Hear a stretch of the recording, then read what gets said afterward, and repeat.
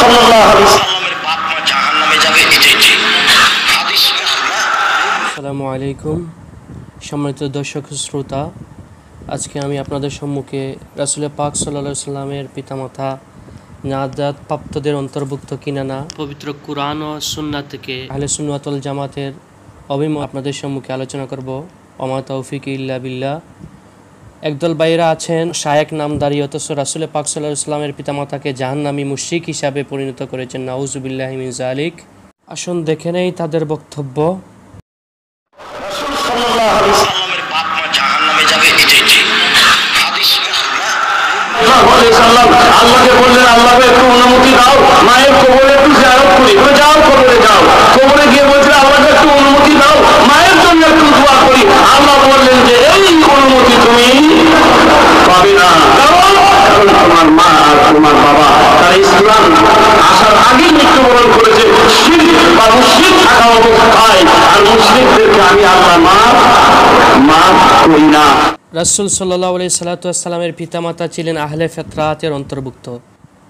কোরআনে পাকে সূরা বনী ইসরাঈলের মধ্যে আল্লাহ বলেন, ওয়ামা কুন্না মুআযযিবিনা হাত্তা নাবআসা রাসূলা, আমি কাউকে শাস্তি দেই না যতক্ষণ না তাদের কাছে রাসূল প্রেরণ করি। শুধু তাই নয়, অপর আয়াতে আল্লাহ বলেন, ওয়া তাকাল্লুবাকা ফিস সাজিদিন। এই আয়াতের ব্যাখ্যায় রইসুল মুফাসসিরিন আব্দুল্লাহ ইবনে আব্বাস রাদিয়াল্লাহু বলেন, মানে তাকাল্লুবাহু মিন সুলবি নাবিয়্যিন ইলা সুলবি নাবিয়্যিন হাত্তা আখরাজাহু নাবিয়ান।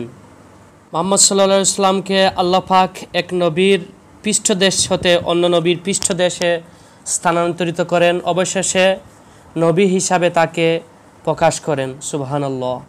উপরোক্ত আয়াত ও আব্দুল্লাহ ইবনে আব্বাস রাদিয়াল্লাহু তাআলা আনহুর কথা থেকে বোঝা যায় রাসূলুল্লাহ সাল্লাল্লাহু আলাইহি সাল্লাম হযরত আদম আলাইহিস সালাম থেকে এক নবীর পৃষ্ঠদেশ হতে অন্য নবীর পৃষ্ঠদেশে এমনইভাবে তার পিতা আব্দুল্লাহর পৃষ্ঠদেশে স্থানান্তরিত হয়েছেন। আর এরা সবাই ছিলেন শেষদারত, অর্থাৎ নৈকট্যপ্রাপ্ত বান্দাদের অন্তর্ভুক্ত ছিলেন। এ থেকে প্রমাণিত হয় যে রাসূল পাক সাল্লাল্লাহু আলাইহি সাল্লাম এর পিতামাতা নাজাত প্রাপ্তদের অন্তর্ভুক্ত। আহলে ফিতরাত সম্পর্কে সালমান ফারসি রাদিয়াল্লাহু বলেন, ফাতরাতুন বাইনা ঈসা ওয়া মুহাম্মাদিন সাল্লাল্লাহু আলাইহি ওয়াসাল্লাম সিত্তু মিআতিন সানাতিন। ঈসা আলাইহিস সালাম ও মুহাম্মদ সাল্লাল্লাহু আলাইহি সাল্লাম এর মধ্যবর্তীকালীন ফিতরাত হলো প্রায় 600 বৎসর। উক্ত সময়ে রাসূল পাক সাল্লাল্লাহু আলাইহি সাল্লামের পিতামাতা ইন্তেকাল করেন, ফলে তারা আহলে ফিতরাতের অন্তর্ভুক্ত। আর সকলের মতে আহলে ফিতরাত হলো নাজাত প্রাপ্তদের অন্তর্ভুক্ত। রাসূলুল্লাহ সাল্লাল্লাহু আলাইহি সাল্লাম পবিত্র এবং শ্রেষ্ঠ বংশে জন্মগ্রহণ করেন। হাদিসের আলোকে আমরা দেখতে পাই, বুখারী শরীফের হাদিসে এসেছে, আবু হুরায়রা রাদিয়াল্লাহু তাআলা আনহু হতে বর্ণিত, তিনি বলেন, রাসূল পাক সাল্লাল্লাহু আলাইহি সাল্লাম ইরশাদ করেন, বুইসতু মিন খাইরি কুরনিন বানি আদমা কারনান ফাকারনান হাত্তা কুনতু মিনাল কারনিল্লাযী কুনতু ফিহি। আমি আদম সন্তানের প্রত্যেক যুগের উত্তম শ্রেণীতে যুগের পর যুগ স্থানান্তরিত হয়ে এসেছি, এতপর ওই যুগে জন্মগ্রহণ করেছি যেই যুগ বর্তমান বিদ্যমান আছে।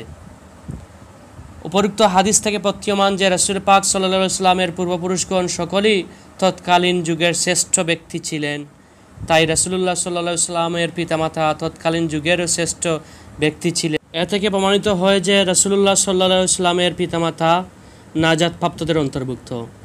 সহিহ মুসলিম শরীফে এসেছে, রাসূল আরবি সাল্লাল্লাহু আলাইহি ওয়াসাল্লাম ইরশাদ করেন, ইন্নাল্লাহ আস্তাফা কেনানাতা মিন ওয়ালাদি ইসমাঈলা ওয়াস্তাফা কুরাইশান মিন কেনানাতা ওয়াস্তাফা মিন কুরাইশিন বানি হাশিমিন ওয়াস্তাফানি মিন বানি হাশিমিন। আল্লাহ তাআলা ইসমাঈলের বংশধর থেকে কেনানা বংশকে মনোনীত করেছেন, কেনানা বংশধর থেকে কুরাইশ বংশকে মনোনীত করেছেন, এবং কুরাইশ বংশ থেকে বনি হাশিমকে মনোনীত করেছেন, এতপর বনি হাশিম থেকে আমাকে মনোনীত করেছেন। সুবহানাল্লাহ। সুনানে তিরমিজিতে একখানা হাদিস রয়েছে, হযরত আব্বাস রাদিয়াল্লাহু হতে বর্ণিত, একবার তিনি কাফেরদের মুখে নবী পাক সাল্লাল্লাহু আলাইহি সাল্লামের বিরুদ্ধে তিরস্কারমূলক কথা শুনতে পেলেন। তিনি রাসূল পাক সাল্লাল্লাহু আলাইহি সাল্লামকে তা জানালেন। এতপর রাসূলুল্লাহ সাল্লাল্লাহু আলাইহি সাল্লাম মিম্বরে উঠে দাঁড়ালেন এবং বললেন, আমি কে? সাহাবীগণ বললেন, ইয়া রাসূলুল্লাহ সাল্লাল্লাহু আলাইহি সাল্লাম, আপনি আল্লাহর রাসূল। তখন রাসূলুল্লাহ সাল্লাল্লাহু আলাইহি সাল্লাম বললেন, আমি আব্দুল্লাহ ইবনে আব্দুল মুত্তালিবের পুত্র। আল্লাহ তাআলা যে সমস্ত মাখলুকাত সৃষ্টি করেছেন তাদের মধ্যে তিনি আমাকে সর্বশ্রেষ্ঠ বানিয়েছেন। এতপর তাদেরকে দুইটি দলে বিভক্ত করেছেন। এতপর আমাকে তাদের মধ্যে শ্রেষ্ঠ দলে মধ্যে রেখেছেন। আবার সেই শ্রেষ্ঠ দলকে বিভিন্ন গোত্রে বিভক্ত করেছেন, তার মধ্যে শ্রেষ্ঠ গোত্রে আমাকে রেখেছেন। এতপর সেই গোত্রকে আবার বিভিন্ন পরিবারে বিভক্ত করেছেন, আমাকে সেই উত্তম পরিবারে রেখেছেন। এতপর সুতরাং ব্যক্তি ও পরিবার হিসাবে আমিই সর্বশ্রেষ্ঠ। সুবহানাল্লাহ। উপরোক্ত হাদিস থেকে বোঝা যায় আল্লাহ তাআলা রাসূলুল্লাহ সাল্লাল্লাহু আলাইহি ওয়াসাল্লামকে শ্রেষ্ঠ দলের, শ্রেষ্ঠ বংশের, শ্রেষ্ঠ গোত্রের, শ্রেষ্ঠ পরিবারে জন্মগ্রহণ করিয়েছেন, তাই তার পিতামাতাও শ্রেষ্ঠ। এতপর রাসূলুল্লাহ সাল্লাল্লাহু আলাইহি ওয়াসাল্লামের পিতামাতা নাজাত প্রাপ্ত। কেননা এ থেকে স্পষ্ট বোঝা যায় রাসূল পাক সাল্লাল্লাহু আলাইহি সাল্লামের পিতামাতা অবশ্যই মুশরিক ছিলেন না। কেননা কোরআনে পাকে আল্লাহ বলেন, ইন্নামাল মুশরিকুনা নাজাসুন, নিশ্চয় মুশরিকরা অপবিত্র। আদম আলাইহিস সালাম থেকে নিয়ে রাসূলুল্লাহ পর্যন্ত প্রত্যেক যুগে যুগে প্রত্যেক স্তরে ওনার পূর্বপুরুষ বংশধর প্রত্যেকেই ছিলেন পবিত্র, পূত পবিত্র। এতপর রাসূল পাক সাল্লাল্লাহু আলাইহি ওয়াসাল্লামের পিতামাতা মুশরিক ছিলেন না, নাজাত প্রাপ্তদের অন্তর্ভুক্ত ছিলেন। ফাআনা খায়রুকুম নাসাবান ওয়া খায়রুকুম আবান, আমি বংশের দিক দিয়ে তোমাদের মধ্যে সর্বোত্তম আর পিতার দিক দিয়েও সর্বোত্তম। সুবহানাল্লাহ। তিনি আরও বলেন, আনা সাইয়্যিদু ওয়ালাদি আদম, আমি আদম সন্তানদের সর্দার। এ থেকে প্রমাণিত হয় রাসূলুল্লাহ সাল্লাল্লাহু আলাইহি ওয়াসাল্লাম সর্বশ্রেষ্ঠ যেরকম ছিলেন, ওনার পিতামাতা পূত পবিত্র ছিলেন। আল্লাহ রাব্বুল আলামিন যারা তাদের বিরোধিতা করে তাদেরকে হেদায়েত নসিব করুন। কাউকে মুশরিক বা কাফের প্রমাণ করতে হলে দলিলে ক্ষেত্রেই সাবুত প্রয়োজন, কিন্তু রাসূল পাক সাল্লাল্লাহু আলাইহি ওয়াসাল্লামের পিতামাতা এ ব্যাপারে কোনো অকাট্য দলিল পাওয়া যায় নাই। তারা কাফের ছিলেন না, মুশরিক ছিলেন। ফলে তাদেরকে সন্দেহপূর্বক দলিলের মাধ্যমে কাফের বা মুশরিক বলা যাবে না। এতপর অকাট্য দলিলের অভাব এবং আহলে ফিতরাতের অন্তর্ভুক্ত ব্যাপারে তারা নাজাত প্রাপ্ত হিসাবে গণ্য হবেন। এতপর যারা রাসূল পাক সাল্লাল্লাহু আলাইহি ওয়াসাল্লামের পিতামাতা সম্পর্কে বাড়াবাড়ি করছেন, আমার বুঝে আসে না তারা কোন দিকে যাচ্ছেন, তাদের ফায়দাটা কি, তারা কাদের এজেন্ডা বাস্তবায়ন করার জন্য এই কাজটা করছেন।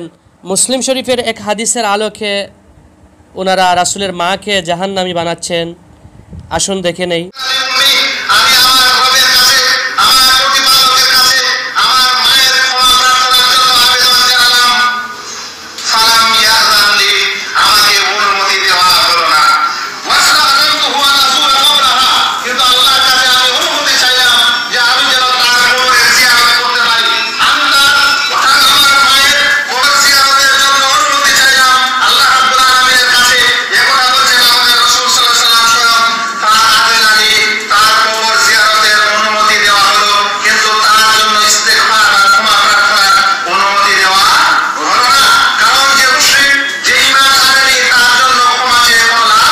সম্মানিত দর্শক ও শ্রোতা, আপনারা দেখতে পেলেন এই শায়েখরা কিন্তু সৃজনে ওনাদের রূপ পরিবর্তন করেন। অনেক সময় বলেন শায়েখরা যে কবর জিয়ারত হারাম, নাজায়েজ, বেদাত, অথচ এই জায়গায় কবর জিয়ারতের হাদিস পাইছেন শায়েখ। ধন্যবাদ আপনাকে, অন্ততপক্ষে কবর জিয়ারতের হাদিসটা পাইছেন। মুসলিম শরীফের হাদিসের বর্ণনায় আল্লাহ রাসূল সাল্লাল্লাহু আলাইহি ওয়াসাল্লাম বলেন, ইস্তাহজানতু রাব্বি আন তাস্তাগফিরা লিউম্মি, আমি আমার প্রতিপালকের কাছে আমার মায়ের জন্য ক্ষমা প্রার্থনার অনুমতি চাইলাম, তিনি আমাকে অনুমতি দিলেন না। আমি তার কবর জিয়ারতের জন্য অনুমতি চাইলাম, তিনি আমাকে অনুমতি দিলেন। সুনানে আবু দাউদের মধ্যে লম্বা বর্ণনায় এই হাদিসটি রয়েছে। এ থেকে প্রমাণিত হয় রাসূলুল্লাহ সাল্লাল্লাহু আলাইহি সাল্লামের মায়ের কবর জিয়ারতের জন্য যেহেতু আল্লাহ রাব্বুল আলামিন অনুমতি দিয়েছেন, সেজন্য তিনি মুশরিক বা কাফের ছিলেন না। কেননা মুশরিক এবং কাফেরদের কবরের পাশে দাঁড়াতেও রাসূল পাক সাল্লাল্লাহু আলাইহি সাল্লামকে আল্লাহ রাব্বুল আলামিন নিষেধ করেছেন। যেমন সূরাতুত তাওবার 84 নম্বর আয়াতের মধ্যে আল্লাহ বলেন, ওয়ালা তাকুম আলা কাবরিহি ইন্নাহুম কাফারু বিল্লাহি ওয়া রাসূলিহি ওয়া মাতু ওয়া হুম ফাসিকুন। আর আপনি তার কবরের পাশে দাঁড়াবেন না, কেননা তারা আল্লাহ ও তার রাসূলকে অবিশ্বাস করেছে এবং ফাসেক অবস্থায় মৃত্যুবরণ করেছে। আয়াত থেকে স্পষ্ট প্রমাণিত হয় যে রাসূলুল্লাহ সাল্লাল্লাহু আলাইহি ওয়াসাল্লামের মা মুশরিক ছিলেন না, নাজাত প্রাপ্তদের অন্তর্ভুক্ত ছিলেন। দ্বিতীয় যে আপত্তি ওনারা তুলেছেন, রাসূলুল্লাহ সাল্লাল্লাহু আলাইহি ওয়াসাল্লামের পিতা জাহান্নামী বানিয়েছেন একটি হাদিসের আলোকে। সেই হাদিসটি আমরা প্রথমে শুনে নেই তাদের কাছ থেকে।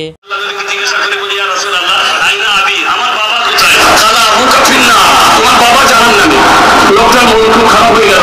মানুষ যেমনই হোক, আপনার বাপ যেমনই হোক, আপনার মুখে যদি আমি বলি তোর বাপ জাহান্নামে যাবে রে, আপনাকে অবশ্যই এই কথা শুনতে ভালো লাগবে না।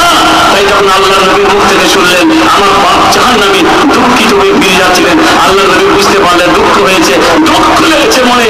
এসো শোনো শোনো, এগিয়ে এলো, বললেন আবুকা ওয়া আবি ফিন্নার, তোমার বাপ আর আমার বাপ দুজনেই জাহান্নামে যাবে। আরে তুমি কে? তো আল্লাহ রাসূল সান্ত্বনা দিয়ে বলেন, ইন্না আবি ওয়া আবাকা ফিন্নার, আমার বাবা এবং তোমার বাবা দুজনেই জাহান্নামে আছে। রাসূলুল্লাহ সাল্লাল্লাহু আলাইহি ওয়াসাল্লামের জবান থেকে যে শব্দটা হাদিসের মধ্যে এসেছে, ইন্না আবি ওয়া আবাকা ফিন্নার, তোমার পিতা এবং আমার পিতা জাহান্নামে। এখানে আবি দ্বারা রাসূল সাল্লাল্লাহু আলাইহি ওয়াসাল্লামের পিতা উদ্দেশ্য নয়, বরং এর দ্বারা উদ্দেশ্য হলো রাসূল সাল্লাল্লাহু আলাইহি ওয়াসাল্লামের চাচা আবু তালেব। কেননা আরবদের প্রচলিত নিয়ম অনুসারে চাচাও আবুন বলা হয়। যেমন কোরআনে পাকে আল্লাহ রাব্বুল আলামিন বলেন, ওয়াইদ ক্বালা ইব্রাহিমু লিআবিহি আযারা আতাত্তাখিযু আসনামান আলিহাতান ইন্নী আরাকা ওয়া কওমাকা ফি দালালিম মুবিন।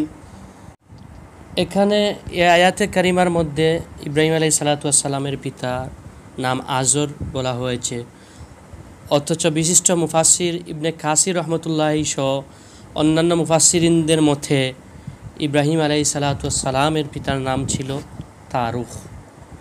এতপর বোঝা গেল এখানে আবি বলতে রাসূল সাল্লাল্লাহু আলাইহি ওয়াসাল্লামের পিতা উদ্দেশ্য নয়, উদ্দেশ্য চাচা। উপরোক্ত ঘটনাটি 3টি সূত্রে বর্ণিত হয়েছে। প্রথম সূত্রটি সাবিত থেকে হাম্মাদের বর্ণিত মুসলিমের উপরোক্ত হাদিসটি, যেটার মধ্যে ইন্না আবি ওয়া আবাকা ফিন্নার শব্দ রয়েছে। দ্বিতীয় যেটি সেটি হলো জুহরি থেকে ইব্রাহিম বিন সাআদ হতে বর্ণিত। তৃতীয় যে হাদিসটি সেটি মুসান্নাফে আব্দুর রাজ্জাকের মধ্যে রয়েছে।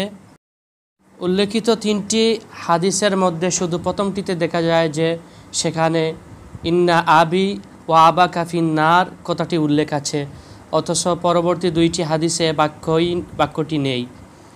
আল্লামা জালালউদ্দিন সুয়ুতী রহমতুল্লাহি তাআলা আলাইহি তৃতীয় হাদিস প্রসঙ্গে আল হাবিলিল ফতুয়ার 2য় খণ্ড 273 পৃষ্ঠায় সনদ প্রসঙ্গে বলেন, ওয়াহাদা ইসনাদু আলা শর্তু শাইখাইন, হাদিসের সনদটি ইমাম বুখারী ও মুসলিমের শর্ত অনুযায়ী, তাই এর দিকে প্রত্যাবর্তনকে নির্দিষ্ট করতে হবে।